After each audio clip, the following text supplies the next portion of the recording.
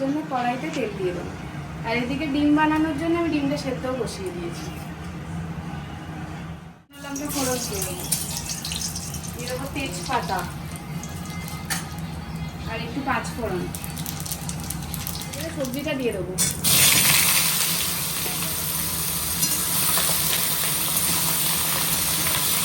নেড়ে চেড়ে নিয়েছি, এখন এর মধ্যে এই চিংড়িগুলো দিয়ে দেবো। দিয়ে এবার একটু মশলা দেবো, দিয়ে দেবো নুন,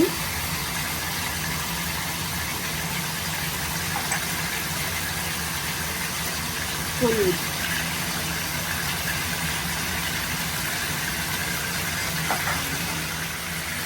অল্প একটু লঙ্কার গুঁড়ো দিয়ে দেবো, আর দিয়ে দেবো কাঁচা লঙ্কা। এবারে এই মশলাটার সাথে সবজিটা আর চিংড়িটা ভালো করে কষে নেব।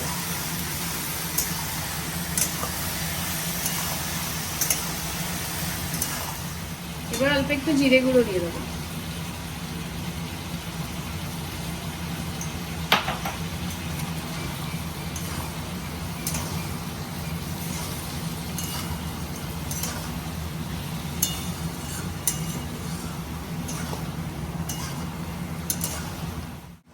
এই সবজিটাতে আর জল দেবো না, এবারে ঢেকে ঢেকে এটাকে বানিয়ে নেবো। দেখো আমি একটুও জল দিইনি, কতটা জল বেরিয়েছে তুরুল থেকে। এই জলেই রান্না হয়ে যাবে।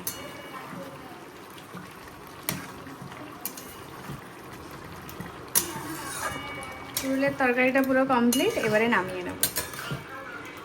ডিম কষা বানাবো, তাই ডিমগুলো সেদ্ধ তো হয়ে গেছিলো, এবার একটু চিড়ে নিচ্ছি গা, ডিমের ছাল ছাড়িয়ে গাগুলো একটু চিড়ে নিচ্ছি। কড়াই গরম হয়ে গেছে, এবারে সর্ষের তেল দিয়ে দেবো।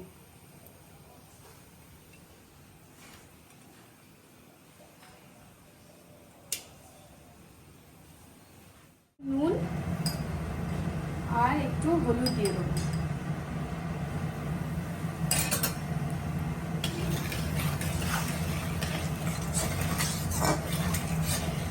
এবারে এই ডিমগুলো দিয়ে দেবো।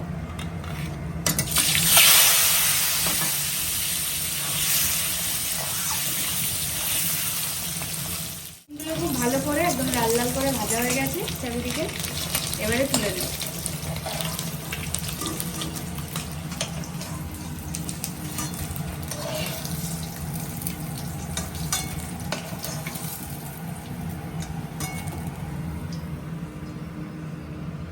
তার জন্য আরেকটু তেল দিয়ে দেবো, আলুগুলো দিয়ে দেবো।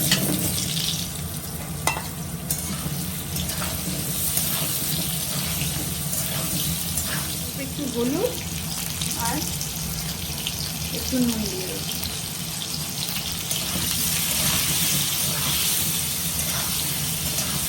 তরকারিটা বানানোর জন্য একটু মশলা বেটে নেবো। কুচিয়ে রাখা পেঁয়াজ দিয়ে দেবো খানিকটা,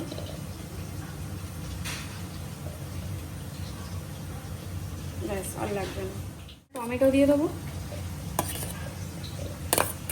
আর অল্প কিছু কাঁচা লঙ্কা দিয়ে দেবো। গোটা শুকনো লঙ্কা দিয়ে দেবো আর অল্প একটু চার মগজ দিয়ে দেবো। একসাথে গ্রেট করে নেব।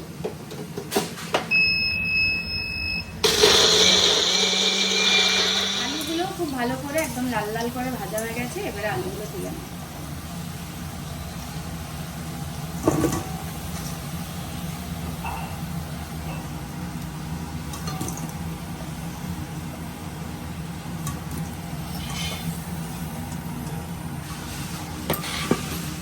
তেলটা গরম হয়ে গেছে, একটু শুকনো লঙ্কা, তেজপাতা আর একটু গোটা জিরে ফোড়ন দিয়ে দেবো।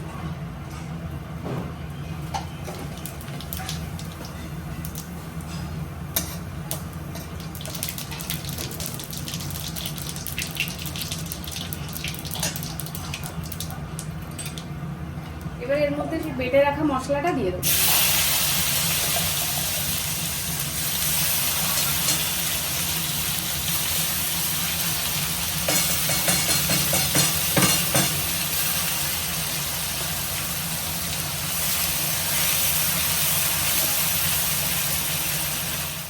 এবার একটু আদা রসুন বাটা দিয়ে দেবো।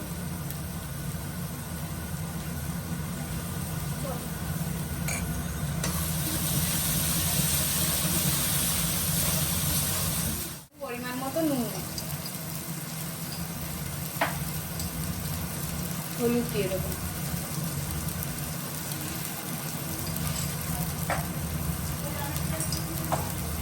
শুকনো লঙ্কা দিয়েছিলাম বেটে, আর একটু অল্প একটু গুঁড়ো দিয়ে দেবো।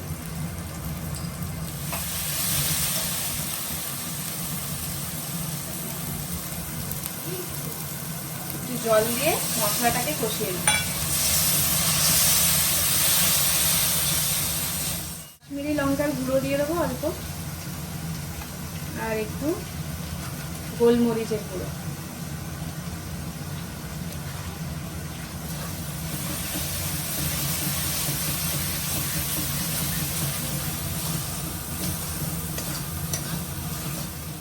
এবার এতে 1 চামচ মতো টক দই দিয়ে দেবো।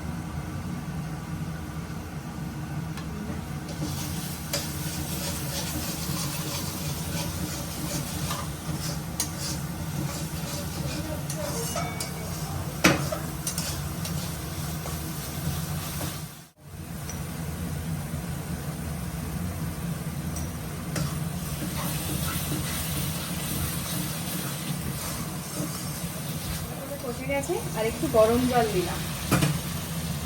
গরম জলটা দিয়ে এবারে এই যে ভেজে রাখা ডিম আর আলুটা দিয়ে দেবো, দিয়ে এর সাথে খুব ভালো করে কষিয়ে নেবো, নিয়ে জল দেবো।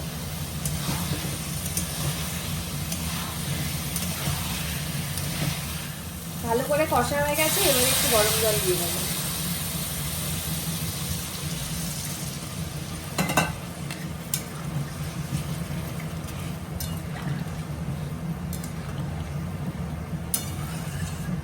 ধনে পাতাগুলো এবারে দিয়ে দেবো প্রত্যেকটা।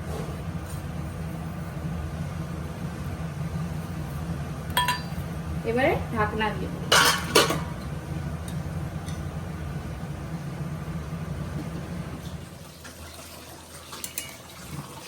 তরকারিটা হয়ে গেছে।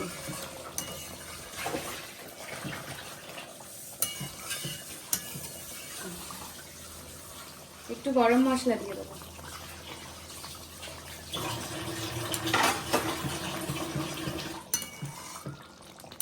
এবারে তরকারিটা হয়ে গেছে, এবারে নামিয়ে দেবো।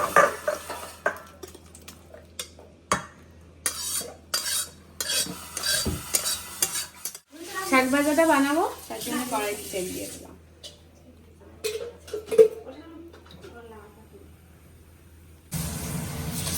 কুচিয়ে রাখা পেঁয়াজ দিয়ে দেবো শাক ভাজাতে।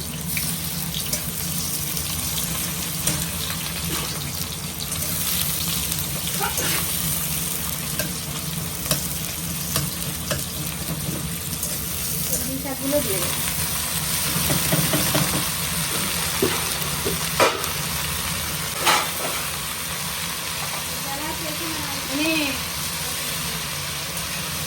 এই খেতে রাখা রসুন দিয়ে দেবো।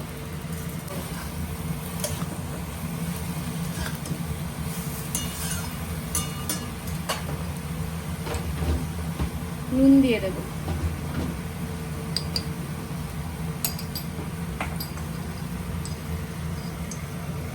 হলুদ দিয়ে দেবো।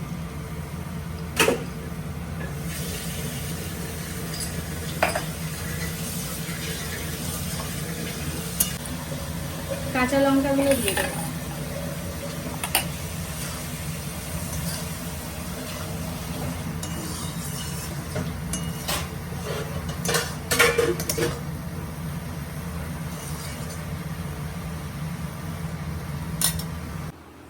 শাক ভাজাটা দেখবো।